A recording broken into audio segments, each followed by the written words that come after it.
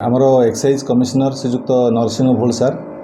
आमर एक्साइज सुपरिटेडेट कटक श्रीजुक्त देवाशीष पटेल सार डायरेक्शन रे आमर कटक सहर विभिन्न स्थान में विभिन्न समय रेड होमें ये गाड़ी सब धरुचु आमर आज गोटे खबर थिला जे आठगड़ अंचल रेगुलर इंटरवाल गाड़ी आमर कटक जिला दे विभिन्न जगह को जाऊँ तेणु ताकू से खबर को भित्ति करी आम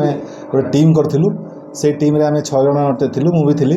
आम सेटा सकाळु सकाळु प्राय 8टा समय आम गोटे गाड़ी को चेज करूँ हनुमान मंदिर डगरपड़ा पाखे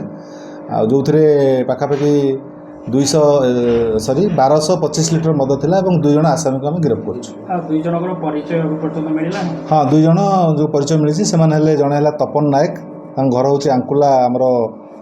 आठगड़ पीएस आउ जड़े सुजित सामल जहाँ घर हूँ सौरिया गुरुड़ी झारिया पीएस हाँ एम प्राथमिक तदंतर जहाँ आम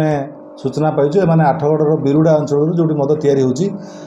ताकू एमाने ट्रांसपोर्ट करी विभिन्न समय आम कटक जिला देखी विभिन्न स्थान को स्थानांतर कर जहाँ सूचना अच्छी आमर प्राथमिक तदंतर जहाँ जाचु से पक्ष गोटे रैकेट अच्छी आम से रैकेट जहाँ आम तदंतर जानीपारु गोटे जो रैकेटा अच्छी आम से रैकेट को बहुत शीघ्र भी आम धरिक फरवर्ड कर मद जोटा जबत होती मदर आनुमानिक मूल्य पाखापाखि 2.5 लाख टଙ୍କା हम और जो गाड़ी जबत होती जो मिसेले पाखापाखि 13 लाख टଙ୍କା हम।